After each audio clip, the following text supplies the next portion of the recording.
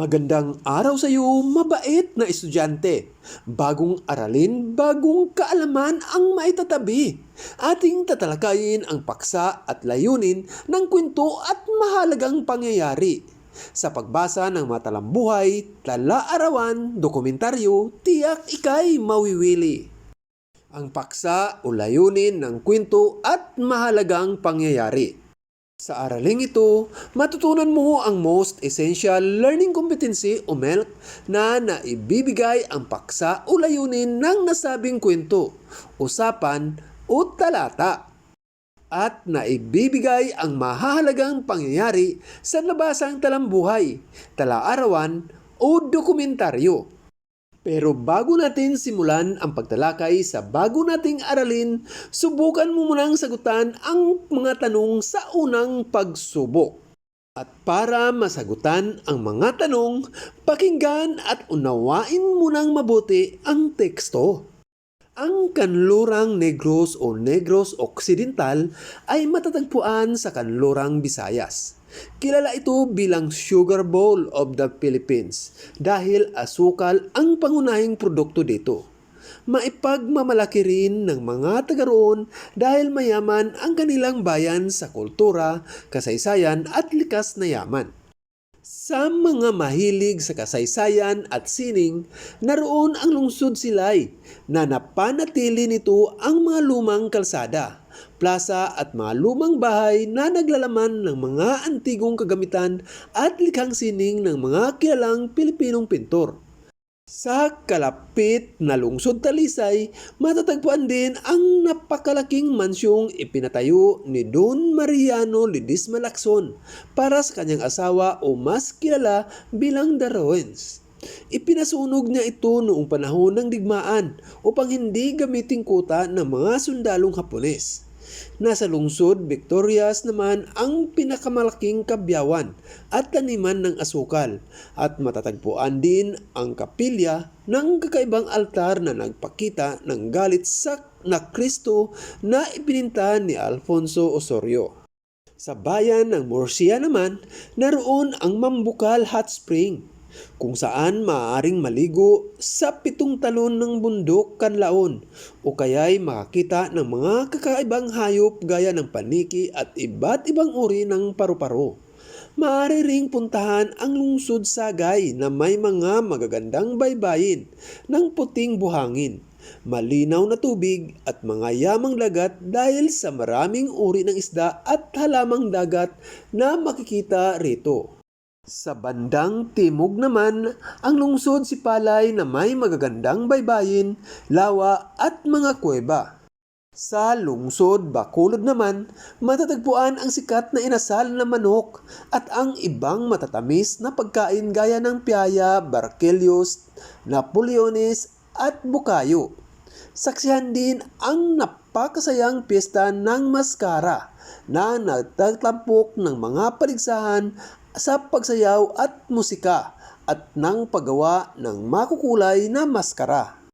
Sinisimbolo ng piyesta ng maskara ang di matinag na kalooban ng mga taga-Negros sa kabila ng maraming pagsubok at hirap.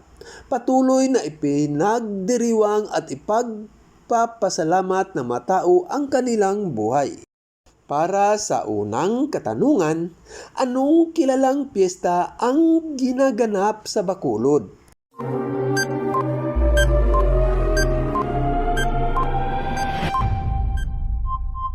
Pangalawa, bakit tinatawag na Sugar Bowl of the Philippines ang Kanlurang Negros?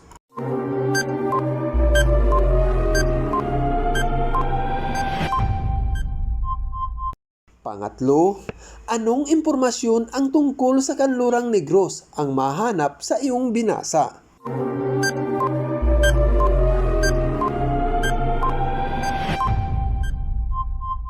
Pang-apat, tungkol saan ang ikalawang talata?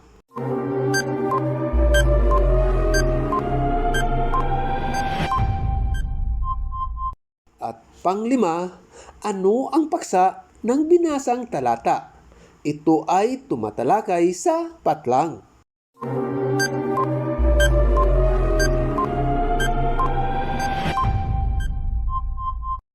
Kumusta? Ilan ang nakuha mong score sa paunang pagsubok? Kung ang nakuha mo ay 4 o 5, binabati kita. Ang galing bumasa ng talata. At kung 3 naman pababa, huwag mag-aalala. Unang pagsubok lamang ito. May pagkakataon ka pang ipakita ang iyong galing sa mga susunod pang mga gawain. Ngayon naman ay magbalik tanaw tayo sa nakaraan nating aralin. At bilang pagbalik tanaw, pakinggan ang huling saknong ng tulang Ako'y Wika ni Kiko Manalo sa bigkas ni Clarice Ann Asuncion. Wikang Filipino, gintungo at hiyas, panlahat na wika, saan man bumagtas. Ikaw na maalab, sa dilim ay lunas, at lakas patungo, sa tuwid na landas. Pagkatapos mapanood at mapakinggan, balikan ang sumusunod na linya at muling bigkasin. Guhitan ang pangkat ng mga salitang may tono sa bawat taludtod. Lagyan ang salita ng diin kung kinakailangan. Islas kung may salitang may antala o may damdamin.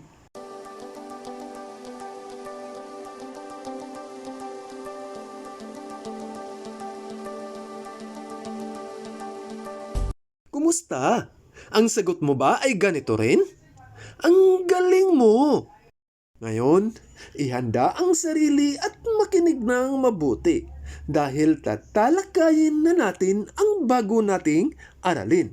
Ang pagbibigay ng paksa o layunin ng kwento at mahalagang pangyayari. Basahin at unawaing mabuti ang tala-arawan. Pagkatapos, pag-aralang mabuti ang mga aralin tungkol sa pagbibigay ng paksa, layunin at pagbibigay ng mahalagang pangyayari nang makatulong sa pagsagot mo sa mga gawain.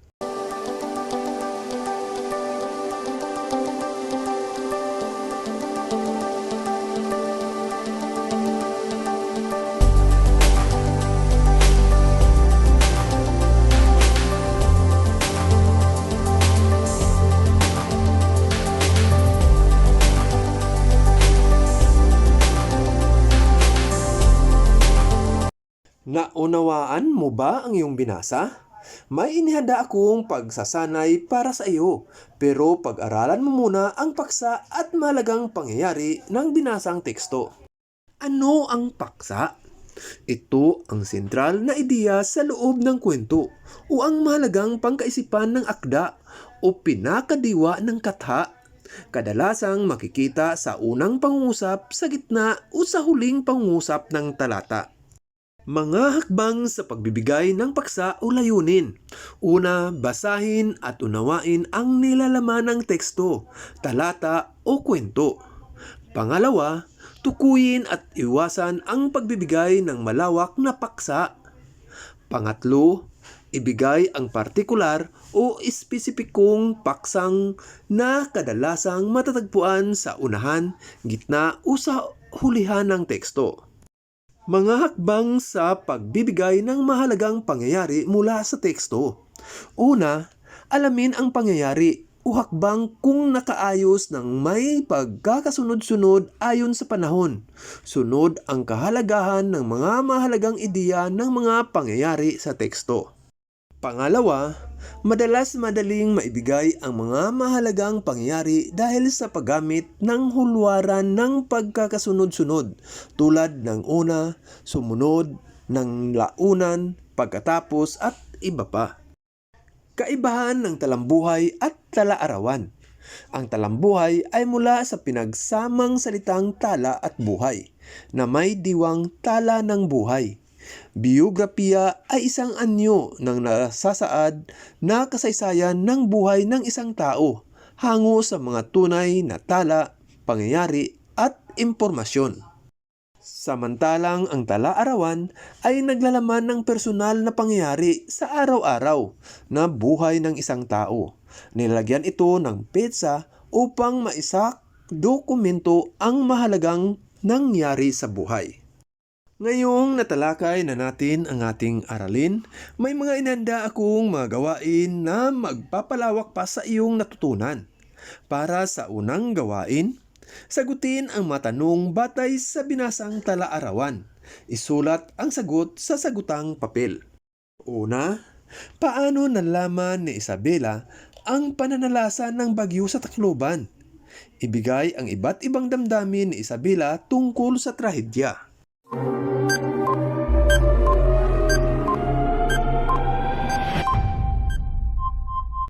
Pangalawa, ilahad ang mga mahalagang pangyayari na naghatid kay Isabela upang tumulong at magbigay sa mga biktima ng bagyo.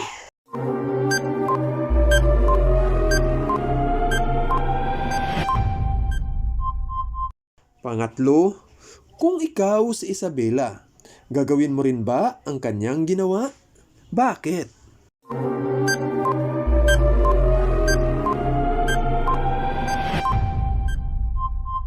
Pang-apat, ibigay ang paksa ng nabasang tala-arawan.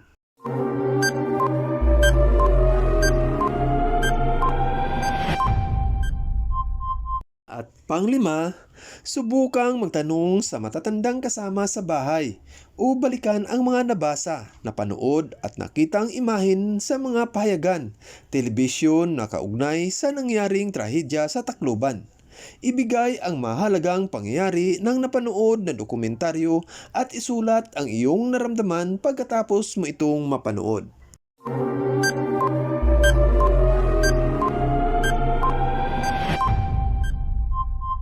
Kumusta? Nahirapan ka ba? Pero kayang-kaya, di ba? Kasi magaling ka. Para naman sa pangalawang gawain, basahin ang mga talata at ibigay ang paksa o layunin ng manunulat sa bawat talata. Isulat ang iyong sagot sa sagutang papel. Una, ang aklat ay nagbibigay ng iba't ibang impormasyon. Ito rin ang nagdadala sa atin sa iba't ibang bansa sa pamagitan ng pagbabasa. Ang dating pagkatao ay nagbabago rin.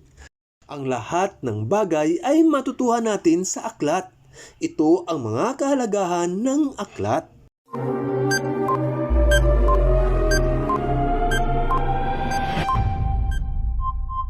Pangalawa, may iba't ibang kahulugan ang bawat kulay. Ang asul ay kapayapaan at ang pula ay katapangan. Pag-ibig naman ang kahulugan ng rusas at panibuko naman ang dilaw. Kasaganaan naman ang berde at kalungkutan ang itim. Marami pang kulay ang may kahulugan.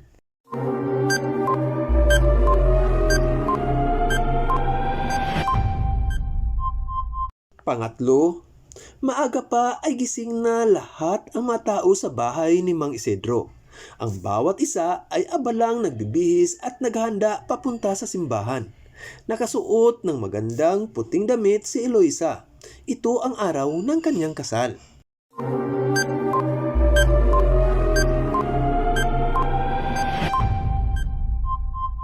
Pang-apat, malalaki at matataas na gusali ang matatagpuan sa Ayala, Makati. Kilalang kilala ang lungsod na ito dahil na rin sa mga subdibisyong magagara at malapalasyong bahay ng mga milyonaryo. Narito rin ang ibang mga hotel at restaurant na tanyag. Ang Makati ay isa sa pinakamayamang lungsod ng bansa.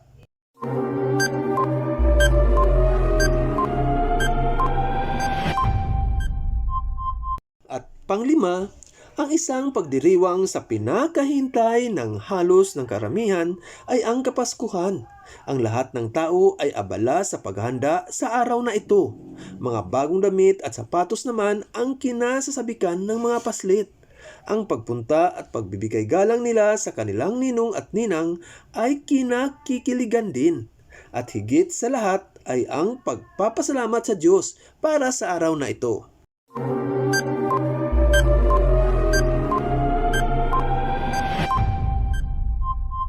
Kumusta? Ganito rin ba ang mga sagot mo? Ang galing mo! Batid ko na lubos mo nang naunawaan ang ating aralin.